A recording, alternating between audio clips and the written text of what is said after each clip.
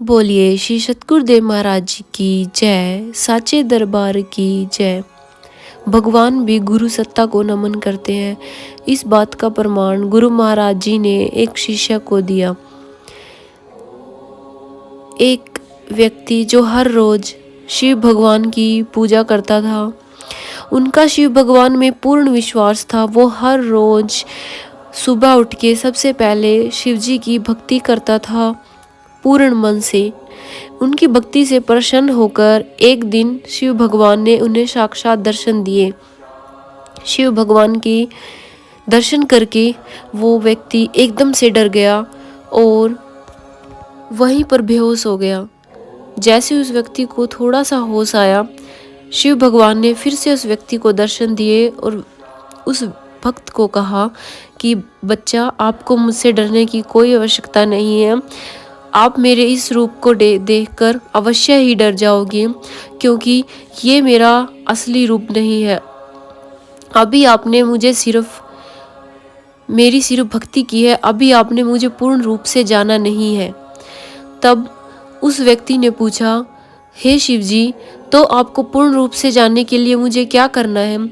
तो शिव भगवान जी ने उस भक्त को कहा कि आपको मुझे पूर्ण रूप से जानने के लिए पूर्ण गुरु की शरण में जाना होगा। तब उसने कहा कि मुझे पूर्ण गुरु कहाँ पर मिलेगा? तब शिव भगवान ने कहा कि इस कलयुग में पूर्ण गुरु है दिव्य ज्योति जागृति संस्थान के आशुतोष भगवान जी। उनका नाम भी आशुतोष है, क्योंकि शिव भगवान का नाम भी एक आशुतोष है। आप उनकी शरण में जाइए, वहाँ पर जाके ब्रह्म ज्ञान लीजिए, तब आप मुझे जान पाओगे। वो व्यक्ति घर आया। उसकी जो बहन है, उसकी बहन ने दिव्य ज्योति जागृति संस्थान से ज्ञान लिया हुआ था। उसने अपनी बहन से पूछा और फिर आश्रम में जाकर ब्रह्म ज्ञान लिया। और जब उन्होंने ज्ञान लिया, उनका तृतीय नेत्र गुरु महाराज जी ने अपनी कृपा से खोला। तब उन्होंने शिव भगवान के साक्षात दर्शन हुए और फिर शिव भगवान ने कहा, अब तुम्हें इस पथ पर डटकर चलना है, हर रोज साधना करनी है, ब्रह्म ज्ञान से जुड़े रहना है, पूर्ण गुरु की शरण में रहकर उनके हर एक वचन पर चलना है, तब जाकर तुम मोक्ष को प्राप्त कर पाओगे। उसके बाद वो व्यक्ति डटकर पूर्ण रूप से इस ब्रह्म ज्ञान के पथ पर चलने लगा। इसका एक और प्रमाण जो आज की दिव्य अनुभूति में हम आपको सुनाएंगे। ये प्रमाण दिया गुरु महाराज जी ने एक बहन को, उनकी दिव्य अनुभूति में, जो रहती हैं दिल्ली के पीतमपुरा में। उनका नाम है सुनीता। उन्होंने बताया कि अभी मैंने अपना नया घर बनवाया था, और जैसे ही नया घर बनवाते हैं तो सब बताते हैं कि आप अपने घर में इस भगवान की फ़ोटो लगा लो, आप इस भगवान की फ़ोटो लगा लो। तो उन्होंने बोला कि मेरे जो रिश्तेदार हैं और जो मित्र हैं वो सभी ज्ञानी नहीं थे, इसलिए मुझे आसपास से बहुत प्रकार की बातें सुनने को मिल रही थी। कई लोगों ने कहा कि नया घर बनाया है तो पंचमुखी हनुमान की फ़ोटो लगा लो, इससे घर में कोई संकट नहीं आता।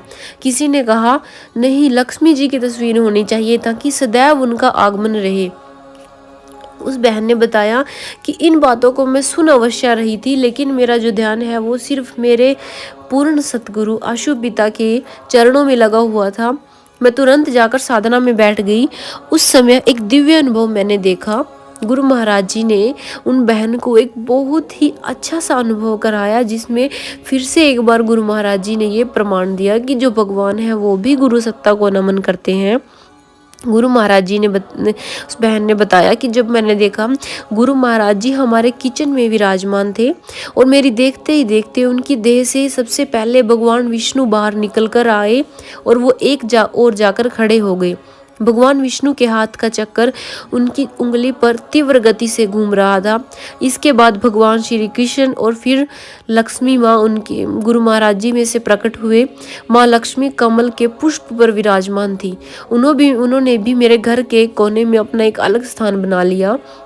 अब गुरु महाराज जी के भीतर से श्री राम भक्त हनुमान जी ने, जो बहुत ही बड़ी गदा अपने हाथ में लिए हुए थे, निकलकर बाहर आए। अगले ही क्षण मुस्क पर सवार भगवान गणेश जी, फिर सभी देव देवता धीरे धीरे करके गुरु महाराज जी से भीतर निकलते गए और मेरे घर के हर एक कोने में जाकर उन सबने अपना अपना स्थान बना लिया। आज मेरे गुरुदेव की कृपा से मेरे घर में एक कड़ा सुरक्षा कवच बन गया था। ना ही कोई बुरी शक्ति मेरे घर पर, ना ही मेरे परिवार पर और ना मुझ पर बुरा असर डाल सकती थी। सो सच में पूर्ण गुरु के शिष्य को किसी भी बात का डर नहीं होना चाहिए, क्योंकि सभी दिव्य शक्तियाँ गुरु महाराज जी के अंदर समाई हुई हैं। सो अगर आपको हर एक देवी देवता को पूजना है तो आप सिर्फ गुरु महाराज जी को प्रणाम कीजिए। हर एक देवी देवता आपसे खुद ही प्रसन्न हो जाएंगे। बोलिए श्री सतगुरुदेव महाराज जी की जय, सच्चे दरबार की जय।